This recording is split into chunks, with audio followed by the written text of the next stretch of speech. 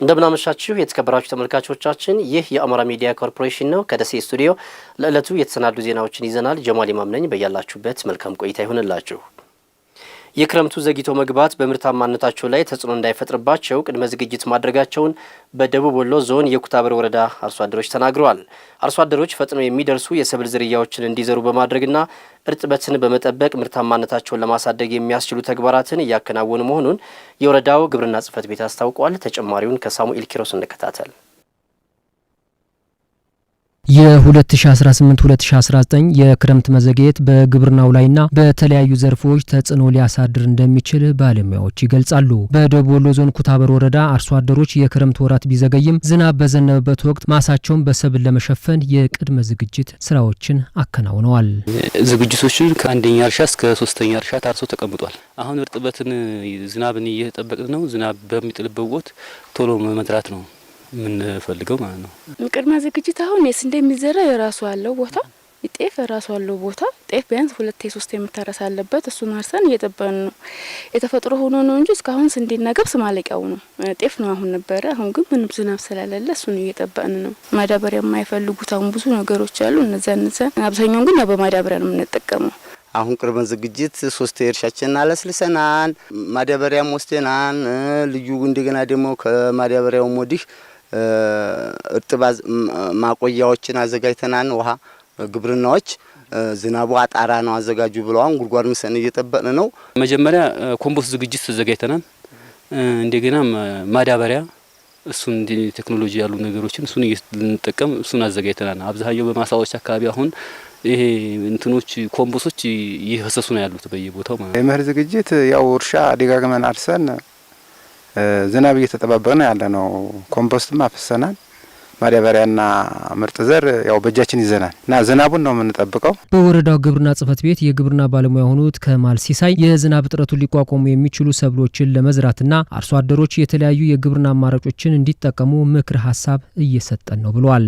አሁን ግብርናን ከተለመደው አሰራር እንውጣ እያልን ነው። ከተለመደው አሰራር ስንወጣ ወደ ዘመናዊ አሰራር መግባት አለብን። ምርትና ምርታማነትን ከፍ ማድረግ አለብን ካል ሳይንሱን ጠብቀን ሞዴል አርሶ አደሮች አሉን። ከነዛ ከሞዴል አርሶ አደሮች ደግሞ ሰፋ ባለ መንገድ ገብተን የተሻለ ምርት ተመርቶ አርሶ አደሩም የኑሮ ተሻሽሎለት ከዛም አልፎ የስርዓተ ምግብ ይዘቱን አስቦ የሚጠቀምበት ድረስ እየሄድንበት ያለው ሁኔታ አለ። ዝሮ በዚህ ልክ እየሰራ ነው የተጋገዝን ያለንበት አለ። አርሶ አደሩ አሁን ዘሩን ይዟል፣ በእጁ ማዳበሪያውን ይዟል፣ የተፈጥሮ ማዳበሪያ እየተጠቀመ ያለበት ሁኔታ አለ። ስለዚህ አሁን ዝናብ እንደዘነበ አርሶ አደሩ በመጠባበቅ ላይ ያለው ወደ ዘር ይገባል። እነዚህን ያልናቸውን ሰብሎች በእስከዛሬ ዓመት ከነበረው ሻል ያለ ምርት እናገኛለን ብለን ኤክስፔክት እናደርጋለን። የወረዳው ግብርና ጽሕፈት ቤት ኃላፊ አቶ ጀማል መሐመድ በኢሊኖ ምክንያት ሊደርስ የሚችለውን ጉዳት መቀነስ የሚያስችሉ የግብርና ስራዎችን ለማከናወን ከአጋርና ባለድርሻ አካላት ጋር በቅንጅት እየተሰራ መሆኑን ተናግረዋል። በተለይ ከዚህ ከኢሊኖ ጋር ተያይዞ የገጠመንን ችግር ተያይዞ አንደኛ ማህበረሰባችን ጋር ትልቁ ውይይት እያደረግን ያለንበት ሁኔታ ነው ያለው። ከተቋማችን ሙሉ ሰራተኛ ጋር እየተወያየን ያለ ነው። እስከታች ያለው መዋቅራችን ጋር ይሄን ችግር እንዴት አድርገን ነው ኮፓፕ የምናደርገው፣ እንዴት ነው ቢያንስ እንደ ሙያ እንደ ተቋም ምን ስራ መስራት አለብን የሚለውን ነገር ከማሳ አናት ላይ የአግድም ዝግቦ የምንለው አለ። እሱን የመቆፈር ስራ መስራት እንዳለብን ያው በተለምዶ አርሶ አደራችንም ባለሙያዎቻችንም ይህን ያውቃል። ከዛ አለፍ ሲል ደግሞ የታይሬጂንግ ስራ አለ። በማሳ ውስጥ አርሶ አደሩ በተለምዶ ለክለት የሚጠቀመው አለ። በትልም ማሳውን እየከፈለ አፈሩ እንዳይጠረግበት የሚሰራቸው ስራዎች አሉ። በተጠናቀቀው በጀት ዓመት በከተማዋ ከ900 ሚሊዮን ብር በላይ በሆነ ወጪ የተለያዩ መሰረተ ልማቶች መገንባታቸውን የደሴ ከተማ አስተዳደር አስታውቋል። መሰረተ ልማቶቹ የሕዝብ ተጠቃሚነትን የሚያረጋግጡና የከተማዋን እድገት የሚያፋጥኑ መሆናቸውም ተመላክቷል። አበሻን ላይ ዝርዝር ዘገባ አለው።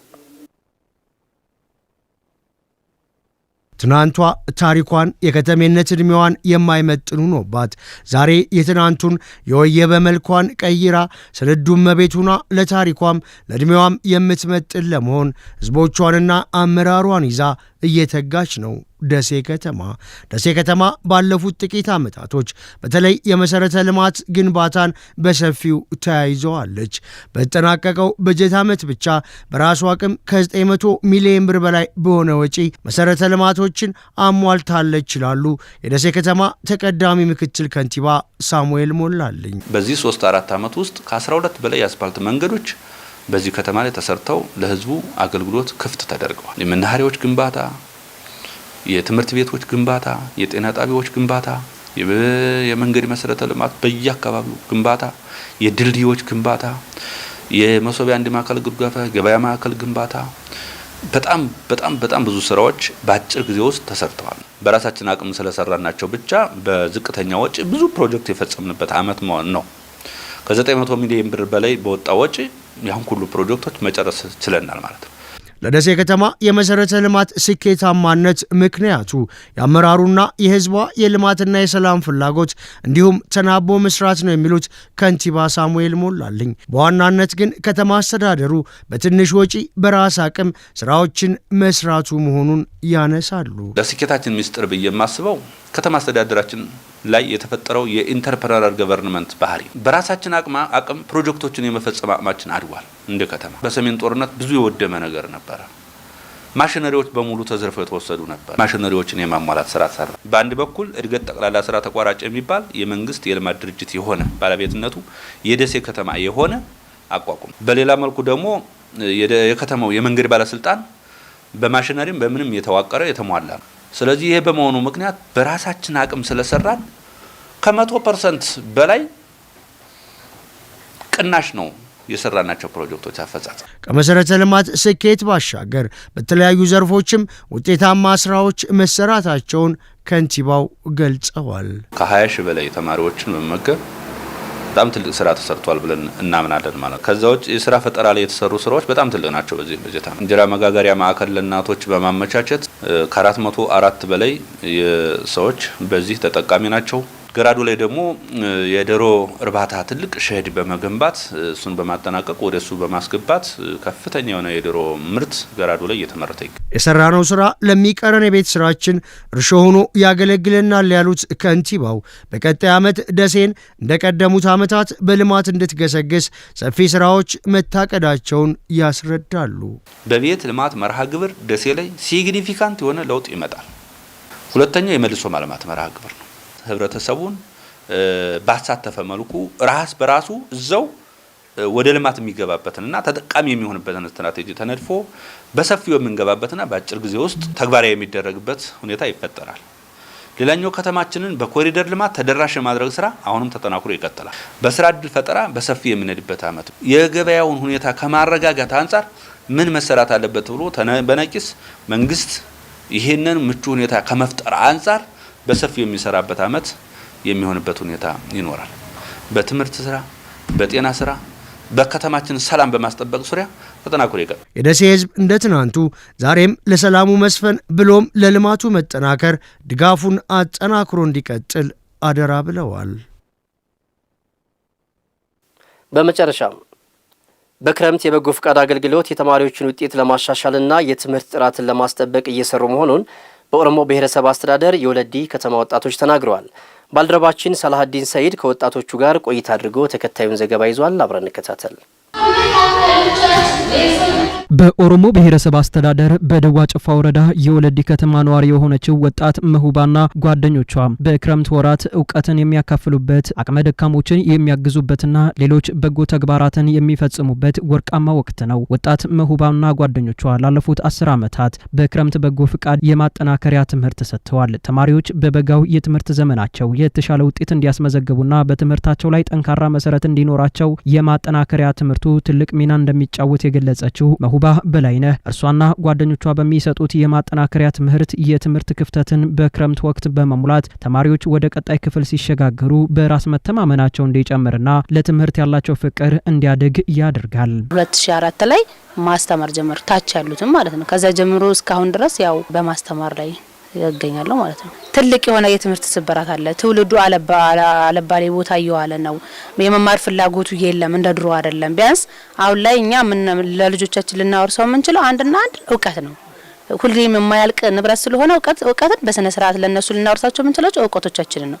ስለዚህ ያን እውቀት ለማውረስ ደግሞ ምን ማድረግ አለብን? እነዚህን ተማሪዎች ከበጋው ይልቅ በክረምቱ የሚይዙትን እውቀት ጨብጠው ባጭሩ ትንሽ ነገር ይዘው እንዲወጡ ለማድረግ እሱን እየሰራን እንገኛለን ማለት ነው። ቀደም ሲል የእሷንና ጓደኞቿን በክረምት የማጠናከሪያ ትምህርት ተቃይተው ውጤታማ የሆኑ ተማሪዎች ዛሬ የእርሷን ፈለግ ተከትለዋል። እነዚህ ወጣቶች አሁን ላይ ታናናሾቻቸውን በበጎ ፈቃደኝነት ማስተማር የጀመሩ ሲሆን ከትውልድ ወደ ትውልድ የሚተላለፍ የእውቀት መስመር መስርተዋል። ሁሉም ሰው የራሱ ታስክ ይኖራል ከግቢ መጥቶ እዚህ የሚያከናውነው ነገር። በእርግጥ ግን ያም ሆኖ ሳለ ጠዋት ከ2 ሰዓት እስከ 4 ሰዓት ወይም እስከ 5 ሰዓት ደግሞ ምንም ነገር ሳናደርግበት የሚያልፍ ሰዓት ነው። ግን በዚህ ሰዓት ደግሞ ቢያንስ ምንም ባያክልም የምንችለውን ያክል ለእህቱ ለወንድሞቻችን የምንችለውን አሻራ አሳርፈን ብናልፍ ጊዜያችንን ባልባሌ በወሬ ወይም ደግሞ አብዛኛው በተለይ በወንዶች ምስል በሱስ ነው የሚያልፈውና ያንን ጊዜ ደግሞ ታናናሽ ወንድሞቻችን ወይም ቀጣይ ሀገር ተረካቢዎችን የተሻለ ነገር ብናስይዝበት መልካም ነው እላለሁ። አሁን ክረምት ነው። በክረምት እንግዲህ እንደሚታወቀው ብዙ ነገሮች ይሰራሉ። ደካሞች ይረዳሉ፣ ጎርፎች አሉ፣ እነዛ ነገሮች መከላከል ነገሮች አሉ። ትምህርት ደግሞ ትልቁ ነገር ነው እና በዚህ ረገድ ወጣቶች አሉ፣ የተማረ ኃይል አለ። ያ የተማረ ኃይል ተመልሶ ደግሞ እዚህ በክረምት በሁለት ወር ውስጥ ለዜጎች ለነዚህ ህጻናቶች ለኛ ለወጣቶች ጥሩ ምክሮችን ቢሰጡ ብዬ መልእክቴን አስተላልፋለሁ። እንደኔ ላሉ ወይም ደግሞ የግቢ ተማሪ ለሆኑ ሰዎች ወይም ደግሞ ኢቭን ግራጁዌት አድርገው ስራ ያላገኙ ብዙ ሰዎች ይኖራሉና እኛ ባለፍንበት መንገድ ከታች ያሉትን ልጆች እህቶቻችንና ወንድሞቻችንን ቢረዱ በጣም አሪፍ ነው እላለሁ። የወለዲ ከተማ መሪ ማዘጋጃ ቤት ዋና ስራ አስኪያጅ አቶ መሐመድ ሁሴን ይህንን አርአያነት ያለውና መልካም ተግባር ለማስፋፋት መሪ ማዘጋጃው አስፈላጊውን ድጋፍ እንደሚያደርግ ጠቁመዋል።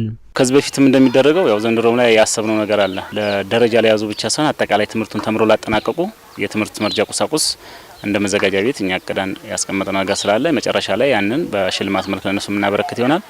አጠቃላይ ሲያስተባብሩ ወይም ደግሞ ሲያስተምሩ ያሉ ተማሪዎች፣ መምህራኖችና ሌሎች የሚያግዙ አካላትም ጭምር ለነሱም ጭምር እውቅና ምንሰጥ ይሆናል ማለት ነው መጨረሻ ላይ። ውድ ተመልካቾቻችን ከአማራ ሚዲያ ኮርፖሬሽን ከደሴ ስቱዲዮ የዕለቱ ዜናዎች እስካሁኖቹ ነበሩ።